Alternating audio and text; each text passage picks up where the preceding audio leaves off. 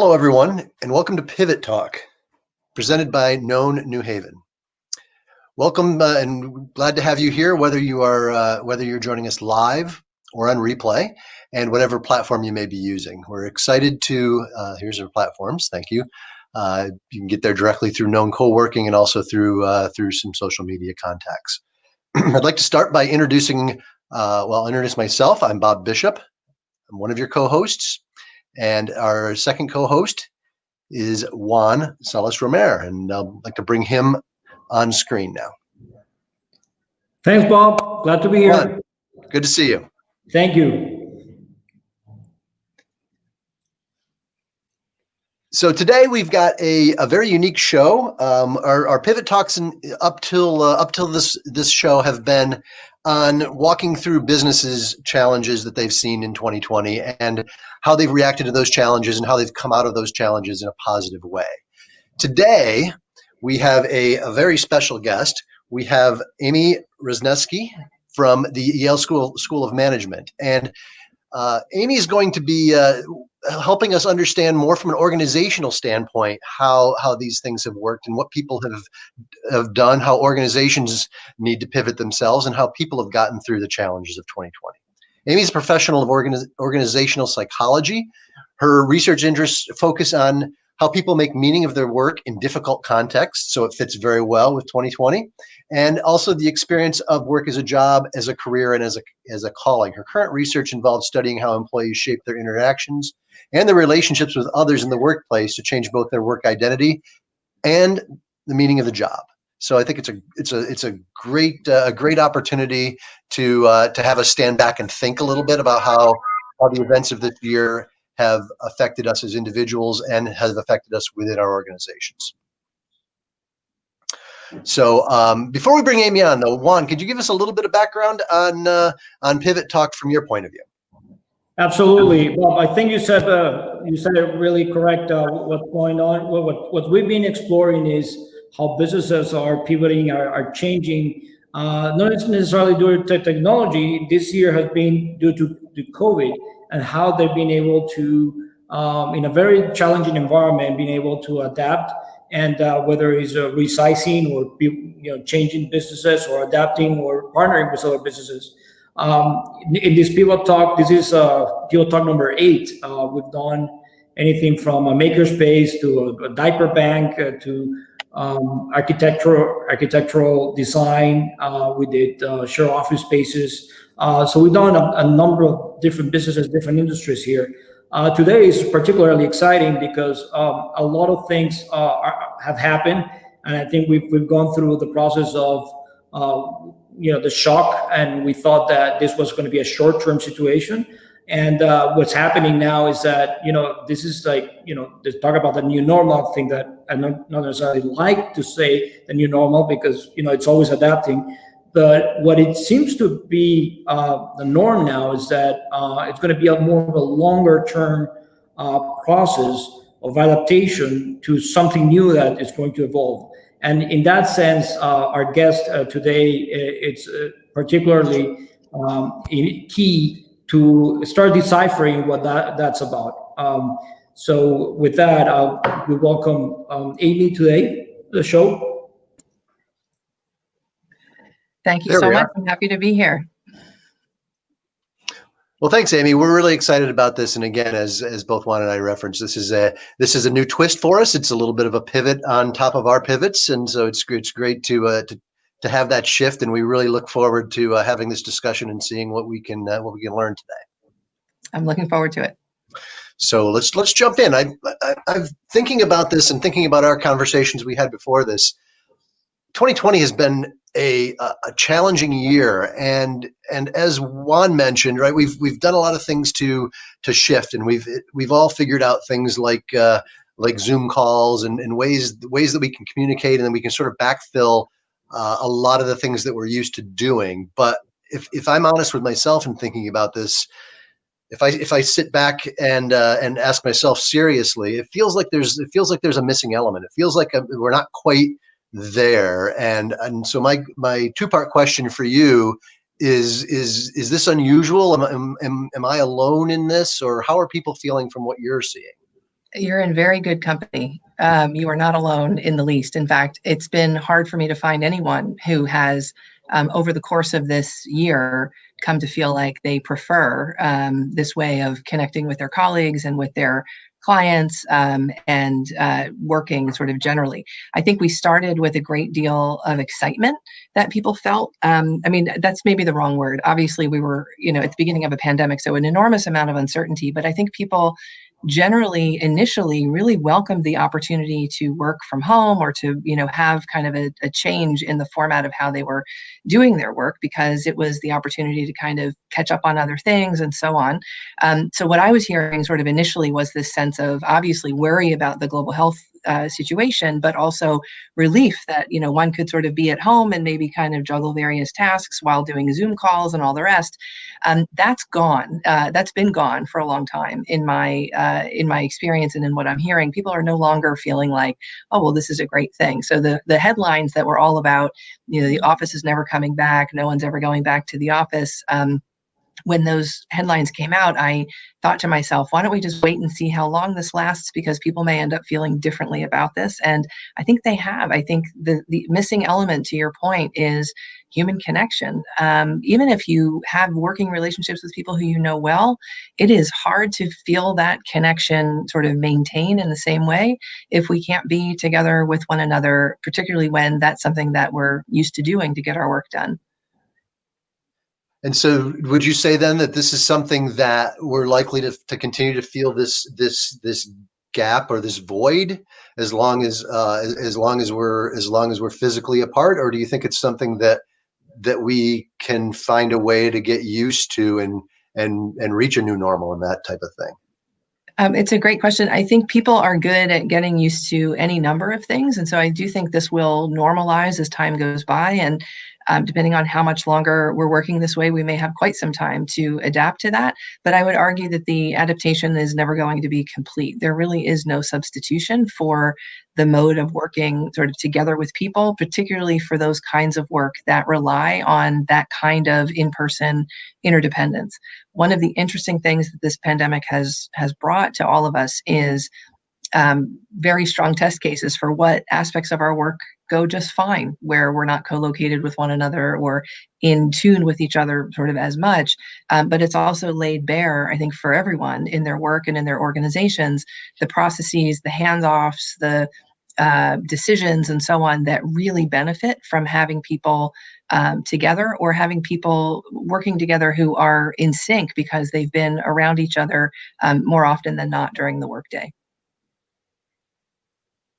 Well, I could tell you that for us at the co-working space has been a dramatic change. So we used to have every Wednesday we would do a wind down Wednesday or some kind of activity to network, and we're starting to try to do something in the way of networking, because people are asking now.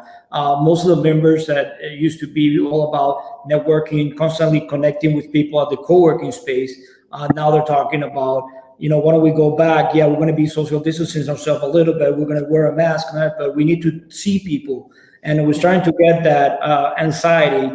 As you said at the beginning, was something of a novelty that, how efficient I am online and Zoom and all that. But now it's more about, I'm missing the contact. I'm missing the people who can give me new ideas to the project that I'm working on. And especially people who are starting or are in the middle of that change. It seems like it's really, really tough for that. I wonder if you had any insights of how to improve the current state of the way we're working, or anything that you've been seeing that like people are starting to do this that will work better to be more conducive to be more productive. Is there something that you could relate to? So it's such an important question, particularly for people who, like you said, are new to the activity that they're engaged in or the enterprise that they're building, or for people who are new to their organization. So remember, a lot of people have onboarded over the last 6 months, and they've done so virtually. And I would say that we're in some sense trapped a little bit by the scripts and the routines that we were used to prior to the pandemic, which would say, for example, that you wouldn't schedule a Zoom call to just sort of hang out with people and chat about, various topics. That usually that's a meeting-based agenda. And so there must be some good reason to get together. And I think that has been, in my own experience and what I've seen, one of the things that has made a difference in this space, that normalizing that we're going to have, whether it's Zoom or some other platform open for people to be coming to have conversations, hang out with one another, have a meal together or have coffee together and just chat where there's not a meeting agenda in play, normalizing that as a regular activity where it's just about catching up, it's just about shooting the breeze. Those are the spaces in which, as you said, in the co-working space, really great things used to happen. If you take that context away, it's very hard to recreate that in the midst of a meeting or in the midst of a business gathering or something like this. And so I think people are, it ranges, right? But in various spaces, people are getting better at adopting that as a new use of that technology that I think can be very effective. Never beats in person, but it can create venues in which those conversations can develop. Mm. We're going to have to implement that, Bob. It's a new tip for us.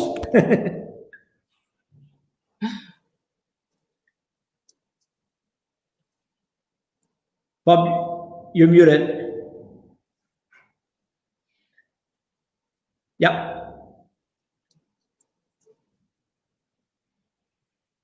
Yeah. We're starting to have some. Yeah, the mic's not working. Amy, can you hear me well? I can hear you. Yep. Okay. Yeah. So I think Bob. Yeah. Once we fix the. Okay. Let's just get going on. Okay. So one of the things that I know that we wanted to ask you was about the experience at Yale, and how is that work being structured now during this COVID period that is so limited. Some of the students. We're just chatting about the Yale School of Management and how there are two cohorts and how there's limited access and all that, and how's that impacted the academia? Yeah. So again, a great question. I am very proud of the School of Management at Yale for all of the work that our staff and administration and faculty have put in, as well as the students, frankly, to launching and making stick a format that we're using that we call a hybrid model, where students can opt in to come into class 2 days a week, and the other 2 days of the week, we tend not to have classes on Friday. They are taking classes virtually. So that has meant a huge pivot for everyone, because the faculty have had to get used to teaching where half of the students are in front of you in the classroom and half of the students are on Zoom, where you have a screen kind of at your feet, where you can see those students and you're trying to engage the entire group. And our students have been terrific at moving to this format and being very engaged in it. And I dare say the faculty have had to learn, many new tricks and many new ways of engaging in order to make this work. And so far, we're several weeks into this. I think we started the last week of August. And we've done well with respect to the pandemic. We've been able to hold numbers at bay and keep with this model. But it's been very different. And one of the things that there are many things that have gone away even for us, right? So for the faculty with their colleagues, it's been, we face the same challenges that we just talked about in the prior conversation with respect to connecting with each other and kind of, bouncing ideas off of one another, germinating something, say, oh, you could analyze that data set this way and it would allow you to deal with this problem or whatever. Those kind of, one-off comments that can end up really being quite influential in a project are harder to make happen. One of the things I know I can say, for my faculty colleagues is, because of this format, we're not engaging with the students sort of as often as we normally would. That I think we miss our students as much as they miss us in terms of the hallway conversations and things of this nature. But again, I think faculty have been very creative about holding office hours in a way that really invites the students to show up for, again, these kinds of unstructured conversations about things they're thinking about, things they're worried about, things they're wondering about, that can help create venues to recreate some of the connections that would be happening if we were all together all the time. But our students, I would say, have been absolutely terrific at following all of the guidelines and keeping this model in motion this far into the term. We're about to start our second quarter, and they've done great. You teach a particular course on careers, on finding meaningful work or meaningful careers in life. And I wonder how that in itself, has it pivoted? How's that meaning when you reflect back from March to now, and what students are now leaving, and the job market, how they relate to Yeah. Businesses, how they find meaningful work, what they're doing. How's that change? How's that change? And what recommendations are you giving to the students these days? Yeah, so it's interesting. I've had the opportunity to have conversations with groups of students from, I believe, April, up to just earlier this week, and getting a sense of where our current students are, but also I now, having been here long enough, I have many more alumni than I have current students, and being in touch with them as well about what it's been like over these last 6 months. And what I'll say is, for our current students, one of the things that something like a global pandemic will do is it's a jolt that makes our mortality salient to us. A global pandemic is a serious thing, obviously, and one of the things that I think it has led to is for many students to revisit the decisions that they've made, the career plans that they've made, what naturally comes up for people in times like this, whether they're planning what it is they want to do for their work or whether they're already working, is to think about, is what I'm doing, is it something that matters? Does it matter to me against the backdrop of the serious things that are happening? And the last time I saw this was after 9/11, when similar questions nationally were raised for people in relation to their work, to think about, does this work matter in the greater scheme of things in a way that I care about? And so at that time, back now nearly 20 years ago, what we saw was a number of people leaving their occupations to go into work that they felt was going to be more meaningful. What's different this time that I think is noteworthy is the economy is very uncertain, and there's, companies are being cautious. Our graduates and our alumni obviously are also being cautious. And so it may be the combination of, having had these things made very salient to you, but maybe not being in a great position to switch stream or switch organizations at this time. So that's part of it. The other part of it, I'll say, is because everything's virtual, I'm spending a fair amount of my time helping our recent graduates figure out how do they integrate themselves with a work group and really become part of the team when they have never seen these people in some cases, or when they saw them, it was pre-pandemic and they were interviewing. That's a pretty big challenge if there's history that the team shares and you're suddenly the person who's coming on, but you're just a box on a screen and will likely be a box on a screen for the coming period. So yeah. Wow, that's really so. So are you seeing like a change in shifting in the type of careers they're electing? Like they start the program and they see that there might be other things that they like to or spend more time at Yale, perhaps looking at the other industries. So if these kinds of shocks do anything, they tend to send people into thinking about whether the work they're doing is having a positive impact on humanity or on their community or on others. And what's interesting is, you could define almost any kind of work that way. And back to when I was being introduced, it was mentioned I study the meaning of work.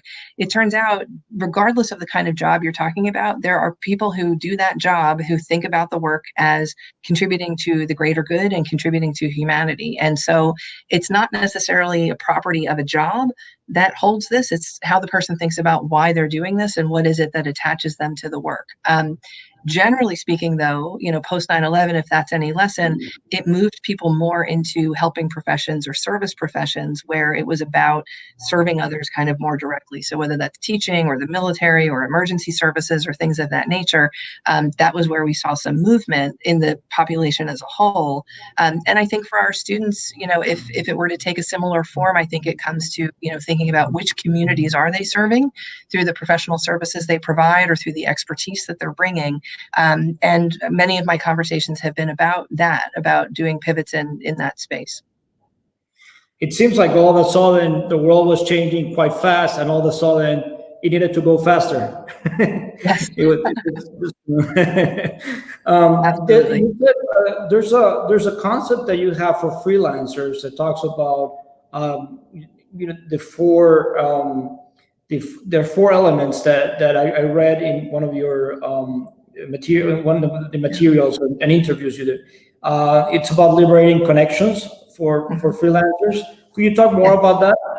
Sure. So in work that I have done with Sue Ashford and Gianpiero Petriglieri at Michigan and INSEAD, respectively, we were interested, this is a study from about 2 years ago, we were interested in studying people who were freelancers, independent workers who worked outside of any organizational structure and were literally on their own.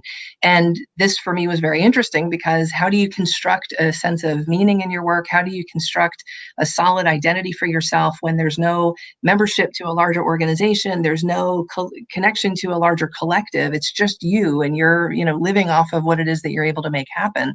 And those lessons have really echoed during this pandemic because so many people have found themselves working completely independently. They're in a, in some cases, I have people I know who are working in a walk-in closet, right? They're working really in isolated ways from other people. Nobody really knows necessarily when they're, signing on. If they're not in meetings, are they working?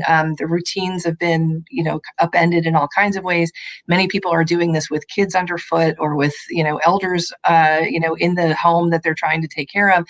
So everything has been upended, and everyone is in some sense more independent than they have been, in many cases unexpectedly. So what we learned from this study where we looked at the practices of people who have been able to sustain this way of working completely independently from sort of anyone else is that regardless of their occupations, they all seem to settle into four different patterns that I think are meaningful and instructive during a time like this. So first, we realized that to a person, the attention that they paid and the commitment that they had to setting up a regular space in which they could do their work and be completely focused in that space was remarkable. One of the things that's interesting to me is how small these spaces often were.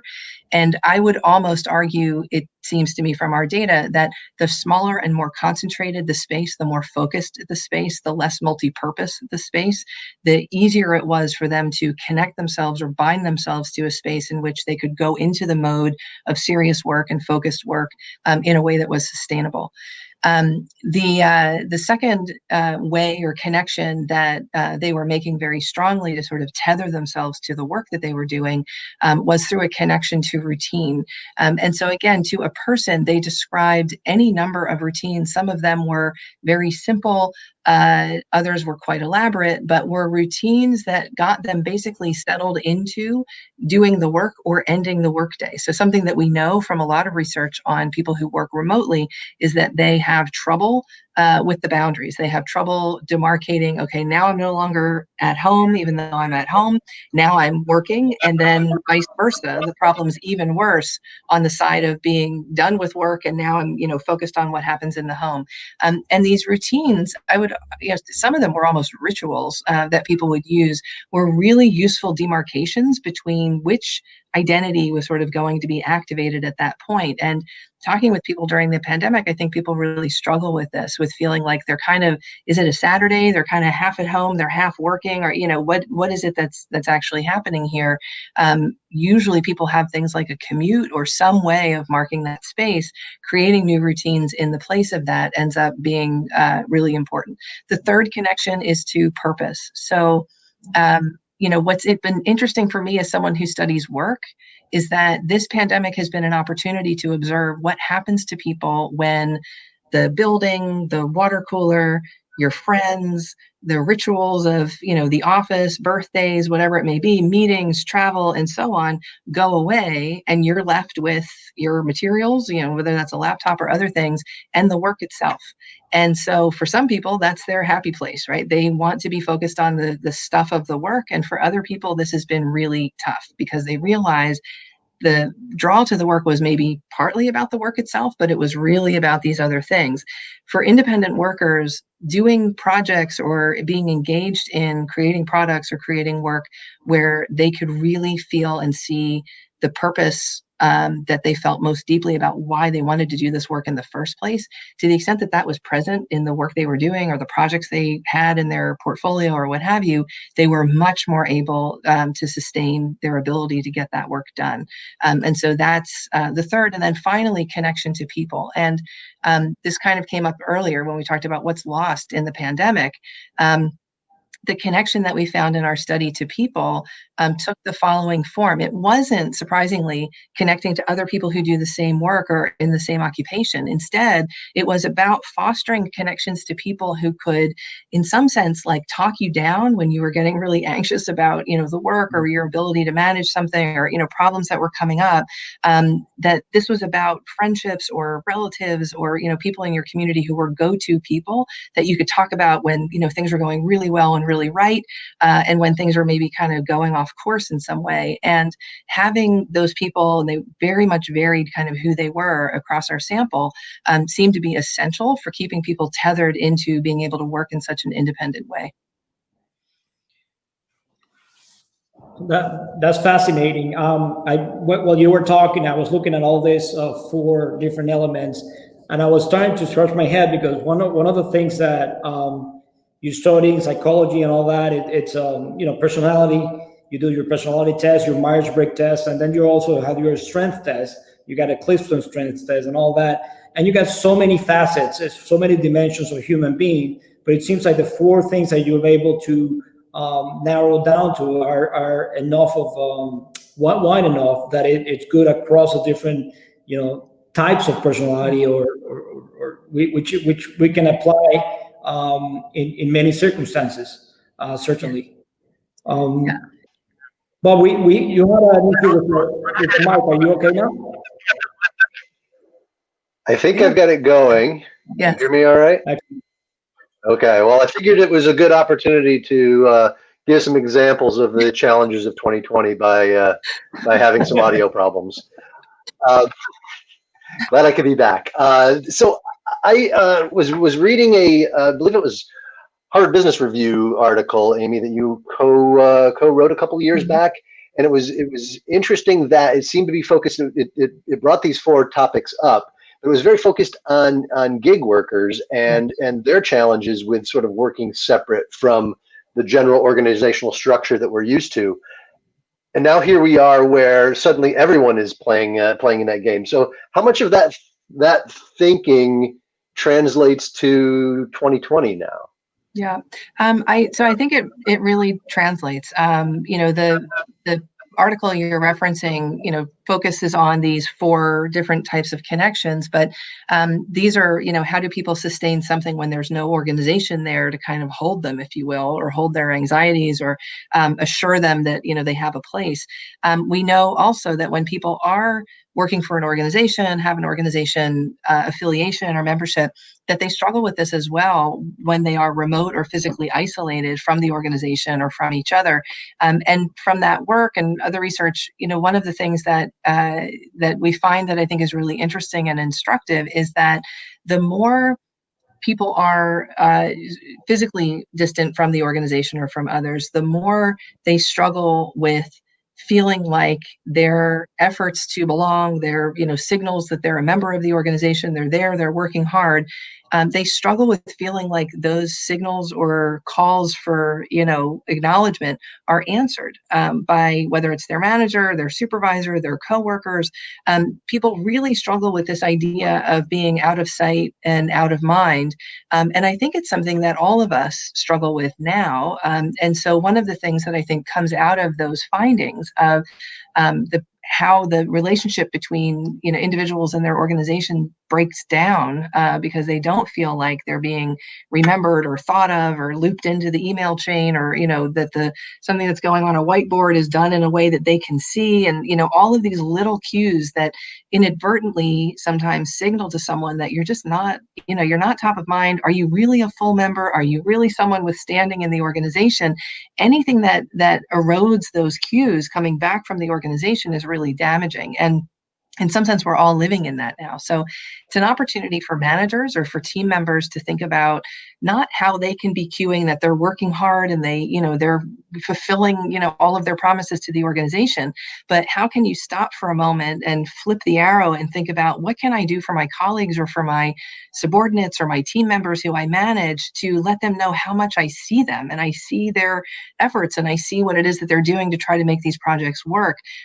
Without realizing it, we often forget to send those cues, but they're crucially important for people to continue to feel tethered to the organization. In that line of thinking, Amy, there's clearly some health risk that of continuing to work the way we're doing. Is there any type of people that are more prone to this type of health risk that you're seeing more evidence being affected by this?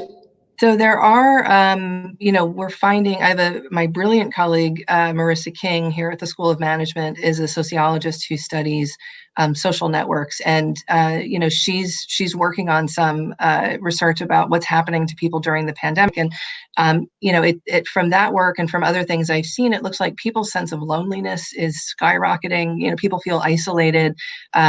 People are really struggling with, being by themselves. And that's getting worse over time, sort of not better, according to a number of surveys that I've seen from a variety of sources. This sense of, sort of isolation from each other, even if you're in a space with other people around, right there, that's wonderful. I think the people who are struggling the most, to your point, are people who are literally by themselves, who don't have other people in the home with them, and they're working by themselves. Also struggling are people who have maybe, lots of connections and colleagues and so on, but they don't have very close ties to other people where they can really kind of be themselves and share, the struggles of going through this with them. So, rates of loneliness, rates of depression going up. The other thing that I'll say that's happening on this front, and again, we saw the same thing post 9/11, is that the pandemic, because of all the things it brings to the fore, all of the time we're spending together, these questions of mortality and kind of what am I doing with my life, that this kind of brings to everybody's doorstep, that it's also been either a relationship accelerant, so making some relationships that people were entering into become much more serious and cemented more quickly, because you see, this is the thing, I want to be in this relationship, this is the thing. And the opposite. So both, marriages and divorces spiked after 9/11. And there's reports now coming out that the same kind of thing is going on now that we're 6 months into the pandemic. So, what's happening on the personal relationship side can also be a source of either sort of comfort and support during this time, or actually a source of, increased despair if you're finding that the person you're sharing your household with, or the people you're sharing your household with, are not maybe, the people you thought they were, or the relationship isn't as strong as you maybe had thought it was or had hoped it was. So all of these things are contributing, I think, to the struggles that people are having currently. Wow. A lot of tough stuff. Circling back to a couple of minutes ago, you were mentioning, people within organizations feeling as though they're not seen, not valued. What can we do as either, whether it's if we're in a leadership position, or even with coworkers, colleagues? Yeah. I mean, what do you have any tips for all of us who are living this type of thing? What can we do to help with this? Yeah, so it's maybe the most important advice I can give in this conversation, which is first to say it's so easy. It's not a big lift. All it is reaching out by phone. If Zoom is the normal mode, call somebody on the phone. It's a nice switch up from the fatigue and the constant shuttling between meetings that people are doing. Even a 10 or 15-minute check-in to ask, how is somebody doing? How's their week been? Is there anything they need? Is there anything that they're excited about? And just that you're, thinking of them, you appreciate everything they're doing. You really liked what they did with, this or that last week, and that you just wanted to touch base. Those kinds of very small moves, and I know in the aggregate it can be a fair amount of time on the part of the leader, are so important for signaling to people that they're seen, that they're valued, that someone is paying attention, someone cares about them, that it seems simple to do, but the meaning of that expression to people is profound. And I think it's something that leaders often lose sight of, how much people are looking for that connection.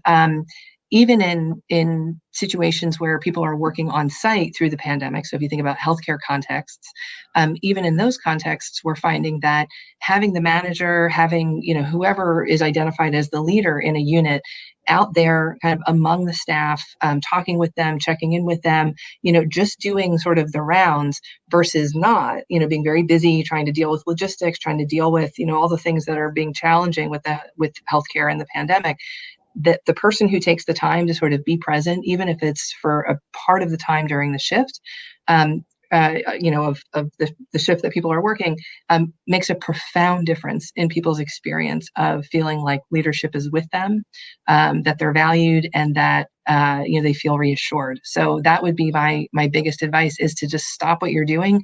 Taking the time to do that, I would argue, in nearly every case will be more valuable than throwing even more time into the kinds of tasks that you're already busy with. Great. That's great. Thank you. Excellent. Okay, so we got ourselves a few tips for the co-working space now with Amy, in that we could do. Virtual co-working is one that we learned, making sure that everybody's okay, and the routine and the place and the physical space.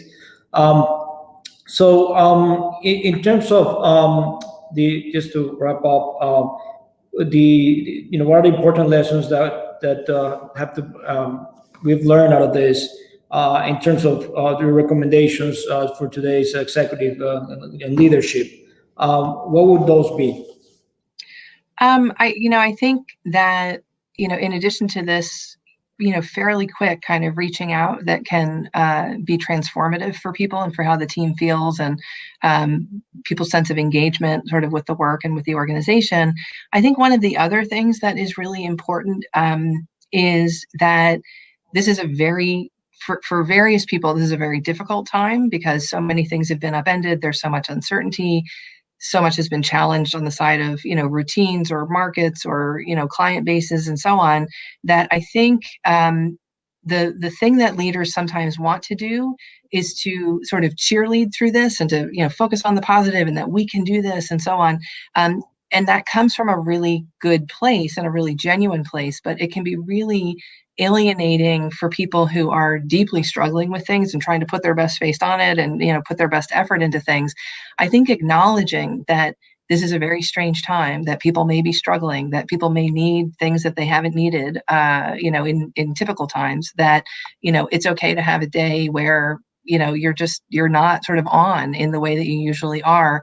And that maybe the leader also is experiencing that there are aspects of this that are tough for him or her, humanizes, and I don't want to say normalizes, but humanizes and connects across all of the things that are being kind of challenged right now, in a way that feels vulnerable, but I think can build deeper connection and to help sustain people through this period of time.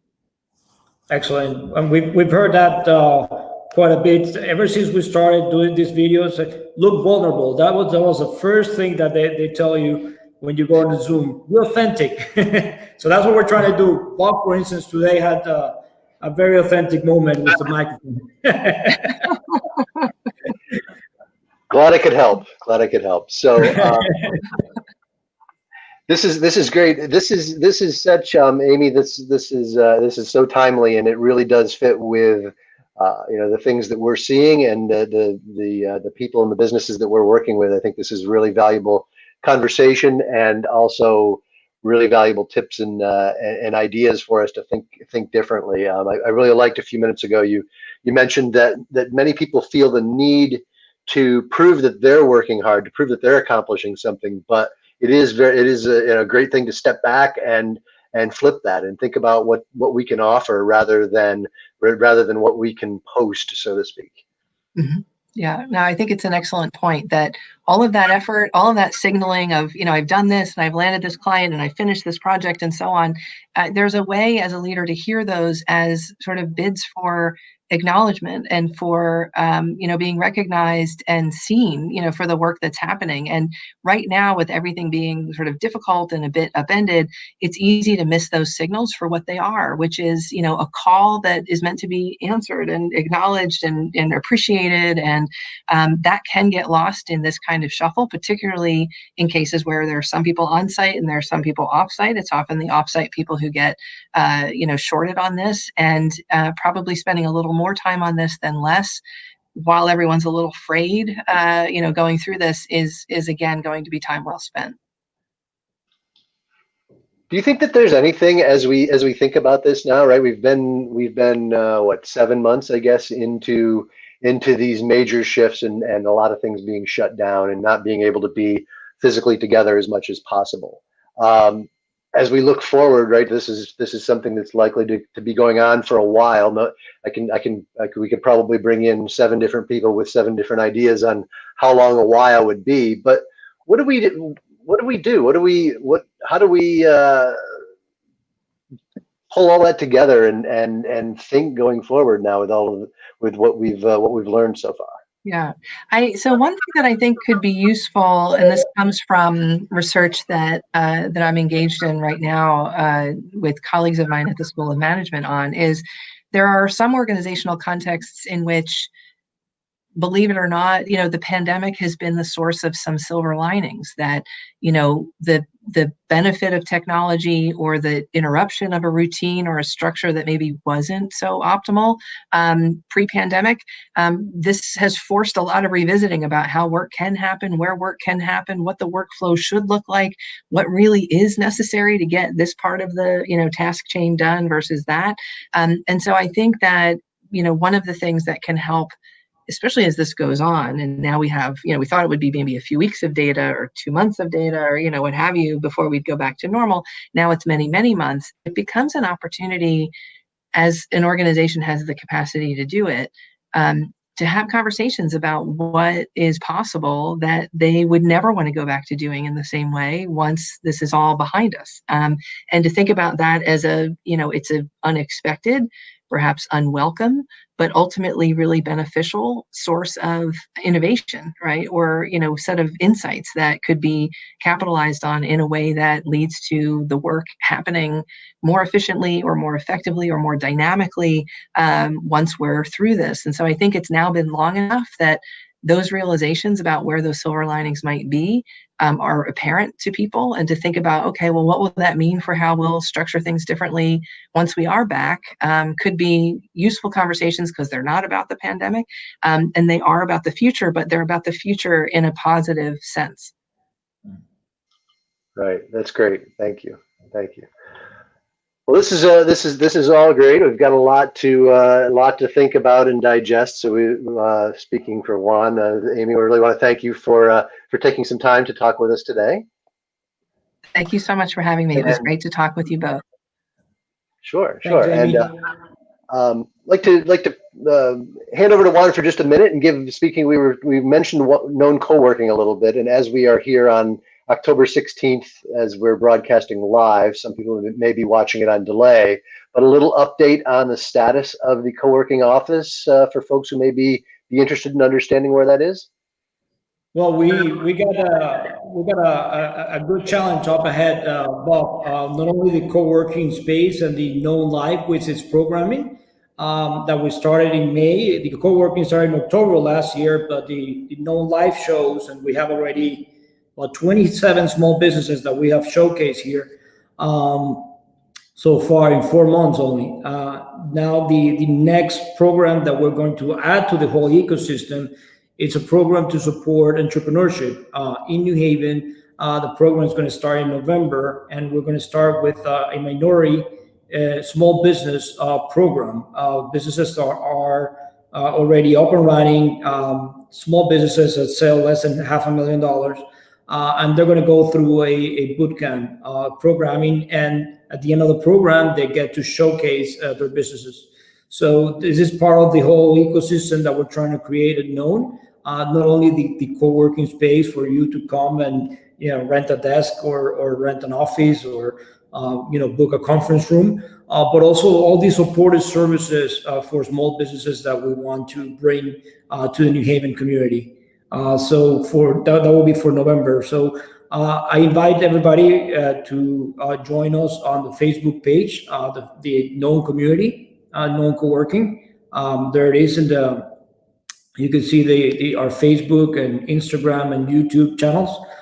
We are airing about 8 different programs every month, and very different topics. The People Talk is more about how businesses change and adapt or grow. The other program is called the Connection Corner. It's more about the community development and social justice, and we have a lot of different aspect of social entrepreneurship, I should say.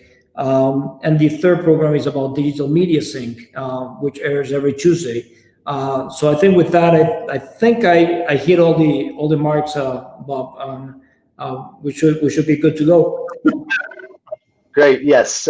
Thanks. That's great. And again, thank you again to Amy. Thank you to everyone who's watching live or on delay. We would ask you, if you have someone that you think is a good guest for our Pivot Talks in the future, please reach out to us at Known Coworking. We're always looking for great guests to both help people who are watching and help businesses that are looking to handle some of the challenges of 2020. And then also, we'd like to offer that if you're looking for pivoting in your business, if you're struggling with what's in front of you and how to get your arms around and address the things that are coming at you, please reach out. Here on the screen is the information for reaching us, and we'd be glad to talk to you about that and how we can help as well. So with that, I'd like to wrap things up and tell everyone that we're look forward to seeing you at our next show, which will probably be in early November. Thank you. Have a great day. All right. Thank you. Bye.